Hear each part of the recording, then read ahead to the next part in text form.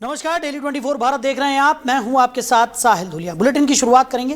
फिरोजाबाद पहुंचे उत्तर प्रदेश के उप मुख्यमंत्री केशव प्रसाद मौर्य ने विपक्ष पर जमकर निशाना साधा। उन्होंने कहा कि इंडिया गठबंधन पूरी तरह बिखर चुका है और 2029 तक कांग्रेस और समाजवादी पार्टी की राजनीतिक स्थिति और कमजोर हो जाएगी। डिप्टी सीएम ने आरोप लगाया कि समाजवादी पार्टी संतों और राम भक्तों के हितों की राजनीति नहीं करती, इसलिए जनता का भरोसा उस पर लगातार कम हो रहा है। उन्होंने दावा किया कि 2027 के विधानसभा चुनाव में जनता समाजवादी पार्टी को पूरी तरह नकार देगी। अखिलेश यादव के बयान पर प्रतिक्रिया देते हुए केशव प्रसाद मौर्य ने कहा कि न्यायालय से जुड़े मामलों में सरकार अदालत के सामने अपना पक्ष मजबूती से रखेगी। फिरोजाबाद में उनके इस बयान के बाद राजनीतिक माहौल गर्मा गया है। 2024 में ही टूट चुका है, बिखर चुका है। देश की जनता 2029 के लोकसभा चुनाव का इंतजार कर रही है। ये श्री राहुल गांधी जी के नेतृत्व में कांग्रेस विपक्ष की भूमिका निभाने में पूरी तरह से विफल रहा है। केवल नकारात्मक बयानबाजी करके, देश को नुकसान पहुंचाने वाली भाषा बोल करके देश की जनता का कोप झेलने की इनकी स्थिति है। इसलिए जब 2029 के लोकसभा चुनाव होंगे तो विपक्ष में देश में कांग्रेस नहीं रहेगी, उत्तर प्रदेश में सपा नहीं रहेगी। श्री अखिलेश यादव जी को विपक्ष की भूमिका निभाने का अधिकार नहीं है, लेकिन सरकार जो भी टिप्पणी है, क्या मामला है, उसको देखेगी, उसकी समीक्षा करेगी और माननीय न्यायालय के समक्ष अपना पक्ष रखेगी। उन्होंने कहा है कि पुलिस एक बीजेपी के एजेंट की तरह काम कर रही है। उनका दृष्टि दोष है और उनके जो भाजपा विरोध का एकदम पूरा माइंड सेट बना हुआ है।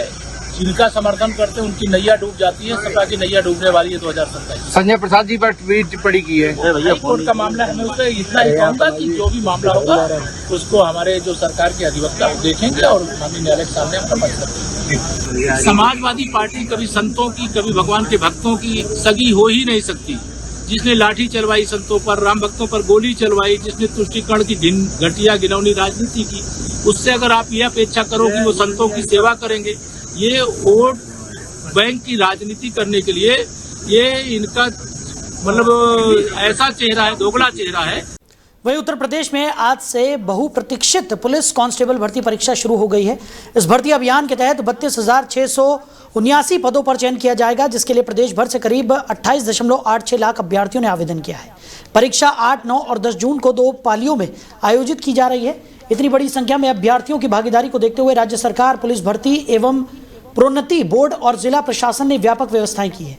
अभ्यर्थियों की सुविधा के लिए विशेष ट्रेनें चलाई गई हैं, जबकि राज्य परिवहन निगम की बसों में भी किराए में रियायत दी गई है, ताकि उम्मीदवार आसानी से अपने परीक्षा केंद्रों तक पहुंच सकें।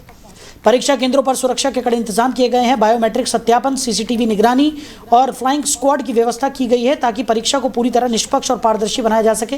इस भर्ती प्रक्रिया को उत्तर प्रदेश पुलिस बल को मजबूत करने की दिशा में एक महत्वपूर्ण कदम माना जा रहा है। युवा सरकारी नौकरी पाने की उम्मीद के साथ परीक्षा में शामिल हो रहे हैं। भर्ती बोर्ड में अभ्यर्थियों को समय से परीक्षा केंद्र पहुंचने, एडमिट कार्ड और पहचान पत्र साथ लाने और केवल आधिकारिक सूचनाओं पर भी भरोसा करने की सलाह दी गई है। प्रदेश के कई शहरों में ट्रैफिक और सुरक्षा व्यवस्था को विशेष रूप से मजबूत किया गया है, ताकि परीक्षा शांतिपूर्ण ढंग से संपन्न हो सके। खबर पर ज्यादा जानकारी के साथ हमारे सहयोगी रोहित हमारे साथ जुड़ गए। रोहित, यूपी पुलिस कांस्टेबल परीक्षा आज से शुरू हो रही है, क्या कुछ इंतजामात किए गए हैं? किस तरीके से परीक्षा की जो प्रक्रिया है वो आगे बढ़ रही है?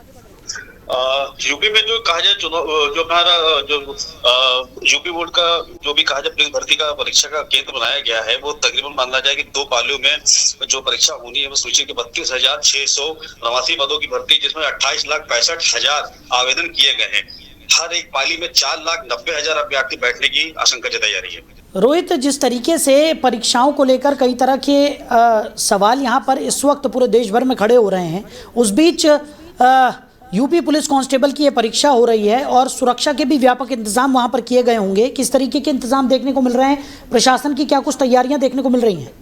लखनऊ की जो पुलिस भर्ती परीक्षा को लेकर सुरक्षा व्यवस्था का अलर्ट है, वो डीसीपी पश्चिम कर्मिश तिवारी दीक्षित ने कई परीक्षा केंद्रों का किया निरीक्षण है। जो परीक्षा केंद्र पुलिस बल अपनी ड्यूटी पर मौजूद मिल रहे हैं। अभ्यर्थियों का जो प्रवेश शांतिपूर्ण और निर्धारित नियमों के तहत कराया जाएगा और परीक्षा केंद्र पर अगर सुरक्षा इंतजाम सुनिश्चित किए जाने के लिए जो तैयारियां हैं, संदिग्ध गतिविधियों पर कड़ी नजर रखने के निर्देश दिए गए हैं।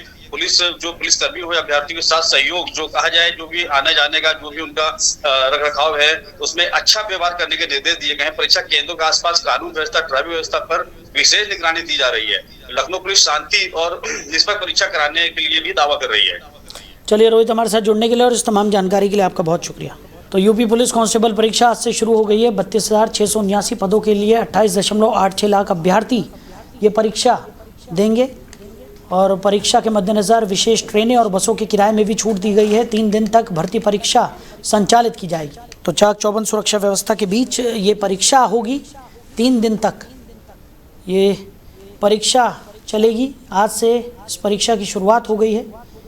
32,679 पदों के लिए ये भर्ती परीक्षा संचालित की जा रही है। वहीं उत्तर प्रदेश एसटीएफ को एक बड़ी सफलता हाथ लगी है। प्रयागराज एसटीएफ ने कुख्यात अपराधी और शार्प शूटर भानु प्रताप सिंह को अयोध्या में हुई मुठभेड़ में मार गिराया। पुलिस के अनुसार भानु प्रताप सिंह पर हत्या, डकैती, रंगदारी, लूट और गैंगस्टर एक्ट समेत 40 से अधिक गंभीर आपराधिक मामले दर्ज थे। उस पर आजमगढ़ पुलिस की ओर से 1 लाख रुपए और गोरखपुर पुलिस की ओर से 15,000 रुपए का इनाम घोषित था। एसटीएफ को सूचना मिली थी कि भानु प्रताप किसी बड़ी वारदात को अंजाम देने की फिराक में अयोध्या क्षेत्र में मौजूद है। इसके बाद एसटीएफ की टीम ने घेराबंदी कर उसे रोकने की कोशिश की, लेकिन आरोपी ने पुलिस पर फायरिंग शुरू कर दी। जवाबी कार्रवाई में वो गंभीर रूप से घायल हो गया। उसे तत्काल मेडिकल कॉलेज अयोध्या में भर्ती कराया गया, जहाँ इलाज के दौरान उसकी मौत हो गई। पुलिस अधिकारियों के मुताबिक भानु प्रताप पूर्वांचल के कई जिलों में सक्रिय था और लंबे समय से कानून प्रवर्तन एजेंसियों की सूची में वांछित अपराधियों में शामिल था। एसटीएफ का दावा है कि उसके मारे जाने से संगठित अपराध के नेटवर्क को बड़ा झटका लगा है। मुठभेड़ के बाद पुलिस ने मौके से हथियार और अन्य आपत्तिजनक सामग्री भी बरामद की है। फिलहाल उसके गिरोह के अन्य सदस्यों की तलाश जारी है और पुलिस पूरे नेटवर्क की जांच में जुटी हुई है। खबर पर ज्यादा जानकारी के साथ हमारे सहयोगी विवेक पांडे हमारे साथ जुड़ गए। विवेक, जिस तरीके से ये एनकाउंटर हुआ है, अयोध्या मुठभेड़ में भानु प्रताप सिंह मारा गया है, क्या कुछ जानकारी निकलकर सामने आ रही है? अयोध्या मुठभेड़ में महाराजगंज थाना क्षेत्र में जो है उसका मुठभेड़ होता है एसटीएफ के साथ, जहां एसटीएफ ने उसे मार गिराया। दरअसल ये भी सत्य है कि ये सुपारी किलर के नाम से जाना जाता था। भानु प्रताप सिंह का एक खौफ था। तो कहीं ना कहीं यूपी के सीएम का जो ये लगातार यूपी के सीएम के द्वारा ये कहा जाता है कि अपराधी चाहे कितना शातिर क्यों ना हो, हम उसे मिट्टी में मिला देंगे। तो मिट्टी में मिलाने का काम यूपी के सीएम कर रहे हैं, क्योंकि भानु प्रताप सिंह का अगर कह लिया जाए तो गोरखपुर जिले के बेलघाट थाना क्षेत्र के विधान पार का रहने वाला था और यहाँ पे भी उसके गोरखपुर जनपद के कई थानाओं में उसके खिलाफ गंभीर धाराओं में मुकदमा दर्ज था। कई बार पुलिस को चकमा देकर फरार हो जाता था। काफी दिनों से पुलिस की इसकी तलाश थी और इसी को लेकर के गोरखपुर पुलिस ने भी इस पे हजारों रुपए की जो है इनाम की घोषणा की थी और लगातार इसके तलाश में थी। इसके इनकाउंटर से तरह तरह की लोगों में एक माहौल भी है कि और अन्य बदमाशों में अगर कह लिया जाए, इसके इनकाउंटर से पूरी यूपी में इस वक्त चर्चा का विषय बना हुआ है, क्योंकि इस तरह के जो सुपारी किलर था, सुपारी लेकर के भी तमाम गंभीर हत्या, डकैती समेत गंभीर ऐसे आपराधिक इतिहास रहे इसके भानु प्रताप का, और जो कहीं ना कहीं इसके इनकाउंटर से अन्य बदमाशों में भी खौफ देखने को मिल रहा है। विवेक, वहीं अगर बात की जाए, जिस तरीके से बताया जा रहा है कि 40 से भी ज्यादा आपराधिक मामलों में ये जो अपराधी है वो वांछित चल रहा था और लंबे समय से पुलिस को इसकी तलाश थी, अब एक बड़ी सफलता के रूप में इस पूरे एनकाउंटर को देखा जा रहा है। जी हाँ, एक बड़ी सफलता के रूप में पूरे एनकाउंटर को देखा जा रहा है। कारण क्योंकि इस तरह के जो अपराधी हैं कहीं ना कहीं उनसे तमाम लोग डरे रहते थे। बात कर लिया जाए और गोरखपुर में सबसे ज्यादा इस वक्त सीएम की सिटी, और सीएम के सिटी में तो फिलहाल अपराधी तो थर-थर कांप रहे हैं। इसमें कोई गुंजाइश नहीं है, क्योंकि जिस तरह योगी के लगातार एक्शन हो रहे हैं और योगी जो है लगातार ऐसे अपराधियों पे नजरें गड़ाए बैठे हैं, तो ऐसे जो है आपराधिक किस्म के जो भानु प्रताप सिंह था, जो कि गोरखपुर के ही बेलघाट थाना क्षेत्र के विधानसभा पार का रहने वाला था, और जैसे ही इसका इनकाउंटर होता है तो गोरखपुर में अन्य व्यवसाय के क्षेत्र में अन्य लोगों में खुशी का माहौल देखने को मिला और लोगों के जुबान पे बस एक ही नाम है, क्योंकि योगी बाबा है तो कुछ भी नामुमकिन नहीं है, क्योंकि योगी के एक्शन से हर अपराधी इस समय बिल में छुपा हुआ है। इसमें कोई दो राय नहीं है। चलिए विवेक, हमारे साथ जुड़ने के लिए, इस तमाम जानकारियों के लिए आपका बहुत शुक्रिया। तो 40 से ज्यादा मामलों में वांछित अपराधी को पुलिस ने मुठभेड़ के दौरान ढेर कर दिया है। अयोध्या मुठभेड़ में भानु प्रताप सिंह मारा गया है, तो एसटीएफ ने कुख्यात अपराधी को ढेर कर दिया है। वहीं रक्षा मंत्री राजनाथ सिंह उप मुख्यमंत्री ब्रजेश पाठक के आवास पर पहुंचे थे, जहां उन्होंने परिवार के सदस्यों से मुलाकात कर उनका कुशल क्षेम जाना। इस दौरान उन्होंने परिवारजनों से आत्मीय बातचीत की और हालचाल जाना। मुलाकात के दौरान बीजेपी लखनऊ महानगर अध्यक्ष समेत कई पार्टी पदाधिकारी भी मौजूद रहे। वहीं लखनऊ में कांग्रेस सांसद राहुल गांधी के खिलाफ सिखों पर दिए गए कथित बयान से जुड़े मामले में अब 16 जून को अदालत का आदेश आएगा। लंबित पुनर्निरीक्षण याचिका पर सुनवाई होनी थी, लेकिन न्यायाधीश यजुवेंद्र विक्रम सिंह के अवकाश पर होने की वजह से सुनवाई नहीं हो सकी। अदालत ने मामले की अगली तारीख 16 जून निर्धारित की है। बताया जा रहा है कि राहुल गांधी ने अमेरिकी यात्रा के दौरान सिख समुदाय को लेकर बयान दिया था, जिसको लेकर आपत्ति जताई गई थी। इस मामले में नागेश्वर मिश्र ने अदालत में प्रार्थना पत्र दाखिल कर कार्रवाई की मांग की थी। अब अदालत आगामी सुनवाई में पुनर्निरीक्षण याचिका पर अपना आदेश सुनाएगी। वहीं मैनपुरी में उत्तर प्रदेश सरकार के पर्यटन एवं संस्कृति मंत्री ठाकुर जयवीर सिंह ने विपक्ष के आरोपों पर तीखा पलटवार किया।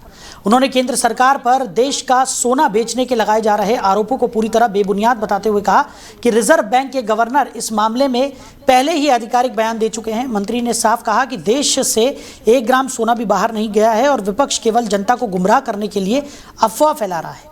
नीट पेपर लीक मामले पर मंत्री जयवीर सिंह ने सख्त रुख अपनाते हुए कहा कि सरकार ने अब तक आवश्यक कार्रवाई कर दी और आगे भी जो लोग दोषी पाए जाएंगे उनके खिलाफ कठोर कदम उठाए जाएंगे। उन्होंने कहा कि भारत सरकार भविष्य में ऐसी घटनाओं को रोकने के लिए मजबूत व्यवस्था तैयार कर रही है। वहीं शंकराचार्य के असली नकली हिंदू वाले बयान पर प्रतिक्रिया देते हुए मंत्री ने कहा कि किसी एक व्यक्ति के बयान से किसी को हिंदू होने का प्रमाण पत्र नहीं मिलता। उन्होंने दावा किया कि पूरे देश और हिंदू समाज का समर्थन प्रधानमंत्री नरेंद्र मोदी और भाजपा के साथ मजबूती से खड़ा है। गाजीपुर एनकाउंटर मामले में सपा सांसद डिंपल यादव के बयान पर मंत्री ने चुटकी ली। उन्होंने मुस्कुराते हुए कहा कि अब तक सिर्फ अखिलेश यादव सवाल उठाते थे, लेकिन अब डिंपल यादव ने भी बोलना शुरू कर दिया है। मंत्री के इस बयान के बाद राजनीतिक माहौल और गर्मा गया है। देखिए, किसी भी राजनीतिक दल का, किसी पार्टी का, किसी व्यक्ति का लोकतंत्र है, सब अधिकार होते हैं, लेकिन मैं समझता हूँ कि पूरे देश का नेतृत्व आदरणीय मोदी जिस तरीके से कर रहे हैं, जिस तरीके पूरे देश का जन समर्थन, लोगों का आशीर्वाद और हर प्रदेश का व्यापक रूप से समर्थन भारतीय जनता पार्टी को मिल रहा है, तो फिलहाल 20 साल तक, कम से कम 2047 तक किसी पार्टी का कोई स्कोप नहीं है। मंत्री जी, शंकराचार्य जी कल मैनपुरी आए थे और उसमें देखने को मिला कि समाजवादी पार्टी काफी कुछ उनके संग देखा जा रहा है। सांसद डिंपल यादव भी, तो नई बात थोड़ी है। उनका पहले का आचरण या महाकुंभ के बाद का जो आचरण है और जो एक्टिविटीज है वो सब आप देख रहे हो। इस पर हम लोग कोई टिप्पणी नहीं करेंगे। वो सब क्या कर रहे हैं, किस तरह कर रहे हैं, सारा प्रदेश और देश देख रहा है। विपक्ष लगातार सवाल उठा रहा है कि मोदी जी ने देश का करोड़ों और अरबों रुपए का सोना बेच दिया है, क्या कहेंगे? रिजर्व बैंक के गवर्नर का अधिकृत बयान आ चुका है इस पर, इसे पूछने की जरूरत नहीं होनी चाहिए। 1 ग्राम सोना भी देश से बाहर बिक्री नहीं हुआ है। वहीं मैनपुरी में एक विधवा महिला, उसकी बेटी और मुंह बोले भाई के साथ दबंगों की तरफ से मारपीट का मामला सामने आया है। पीड़िता अपने परिजनों के साथ पुलिस अधीक्षक कार्यालय पहुंची और आरोपियों के खिलाफ कार्रवाई की गुहार लगाई। पीड़िता का आरोप है कि थाना स्तर पर सुनवाई नहीं होने के बाद उसे एसपी दरबार का सहारा लेना पड़ा। मामला कुर्रा थाना क्षेत्र के ग्राम द्वारिकापुर का है। गांव की रहने वाली रजनी देवी के पति संतोष कुमार की मौत कुंभ मेले के दौरान प्रयागराज में हुए रेल हादसे में हो गई थी। पति की मौत के बाद क्लेम की राशि नहीं मिलने पर रजनी देवी अपने सगे भाई और मुंह बोले भाई सिट्टू श्रीवास्तव के साथ लखनऊ उप मुख्यमंत्री केशव प्रसाद मौर्य से मदद की गुहार लगाने गई थी। पीड़िता का आरोप है कि लखनऊ से लौटने के बाद उसके चचेरे जेठ और अन्य परिजन नाराज हो गए और गांव से निकलने की धमकी देने लगे। महिला का कहना है कि जब वो अपनी बेटी और मुंह बोले भाई के साथ बैंक जा रही थी, तभी रास्ते में दबंगों ने बाइक रोक ली। आरोप है कि बाइक की चाबी खींचकर महिला, उसकी बेटी और मुंह बोले भाई के साथ जमकर मारपीट की गई। पीड़िता ने बताया कि आरोपियों ने अभद्र भाषा का इस्तेमाल करते हुए अपमानित भी किया। घटना के बाद जब वो शिकायत लेकर थाने पहुंची तो पुलिस ने कोई कार्रवाई नहीं की। इसके बाद पीड़िता अपने परिवार के साथ एसपी कार्यालय पहुंची और शिकायती पत्र देकर न्याय की मांग की। मामले में पीड़िता और उसकी सास ने आरोपियों के खिलाफ कड़ी कार्रवाई की मांग की है। ये शिकायत लेकर आए हैं, हम लखनऊ गए थे, अपने मेरा भाई आता साथ और हमारा एक रिश्ते में भैया लगता, वो भी भैया था हमारे साथ। हाँ, वो मोबाला भाई था। निकलो इसलिए गए थे कि मतलब मेरा क्लेम डराएगा किसान बीमा वाला, तो मतलब उसके बाकी वजह से एप्लीकेशन देने के लिए गई। पति की मौत हो गई थी? हाँ, पति की मौत हो गई है। कैसे हुई थी? वो रेलवे दुर्घटना से हुई है। उसका क्लेम मिल रहा था? हाँ, उसका क्लेम पे मिल रहा था। तो कौन भैया गए थे आपके साथ? मेरे सगे भाई गए थे और हमारे मोबोले भाई गए थे। क्या नाम था उनका? उनका नाम सिंटू था। तो क्या घटना घटी? दूसरी बात हमारे सोरेन भाई सब गए थे। हाँ, तो आप जानती नहीं कि आप ये नहीं जानती थी कि कहाँ पे क्या होता है, इसलिए लेके गई थी? हाँ, इसलिए लेके गए थे। मैं कुछ जान परिचय नहीं थी, इसलिए मतलब इन भाई दोनों को लेके गए थे। हाँ, फिर जाकर मतलब उनपे केशव सर से मिले। केशव सर से जाके मैंने हाथ जोड़े, पैर जोड़े, सर से मैंने जाकर बोला कि सर हमारे बच्चे छोटे छोटे हैं, माँ बाप हमारे बुजुर्ग हैंगे, सर हमारा मतलब ये एप्लीकेशन आप स्वीकार कर ले, हमारा थोड़ा अपना मतलब सहायता मिल जाए तो हमारे बच्चों के लिए साधन हो जाएगा, पैसा थोड़ा आप करवा दो हमारे लिए। राम प्यारी जी, ये जो ना बहू है आपकी? हाँ मेरे बहू है। अच्छा, लड़के की मौत हो गई थी आपके? हाँ, फिर संतोष है तो इनके साथ मारपीट क्यों की गई? हाँ मारपीट करते वो तो कल पप्पू खाते थे परम भाई जी कि बुढ़िया तेरे मुँह में गुद्दत मारेगी, और फिर कल पप्पू खाते कि एक एक को पूरे परिवार को खींच खींच किसने मारा? किसने मारा है? और पप्पू गिरीश से बातें। ये कौन है तुम्हारे? कौन है? मेरे जेठ की लड़का। वहीं कानपुर में रेलवे यात्रियों को निशाना बनाकर मोबाइल चोरी और छिनौती करने वाले 2 शातिर चोरों को जीआरपी कानपुर सेंट्रल ने गिरफ्तार किया है। चेकिंग अभियान के दौरान पुलिस ने दोनों अभियुक्तों को संदिग्ध हालत में दबोचा। तलाशी लेने पर उनके कब्जे से चोरी के 3 मोबाइल फोन बरामद हुए हैं। पूछताछ में आरोपियों ने कबूल किया कि वो ट्रेनों के धीमा होने या प्लेटफॉर्म पर पहुंचने के दौरान यात्रियों के मोबाइल फोन चोरी और छिनौती की वारदात को अंजाम देते थे। पुलिस के मुताबिक दोनों आरोपी लंबे समय से रेलवे यात्रियों को अपना निशाना बना रहे थे। जीआरपी कानपुर सेंट्रल ने गिरफ्तार आरोपियों के खिलाफ संबंधित धाराओं में मुकदमा दर्ज कर विधिक कार्रवाई शुरू कर दी है। साथ ही आरोपियों के आपराधिक इतिहास और अन्य घटनाओं की संलिप्तता की भी जांच की जा रही है। फिलहाल इस बुलेटिन में मेरे साथ इतना ही। आप बने रहिए। नमस्कार।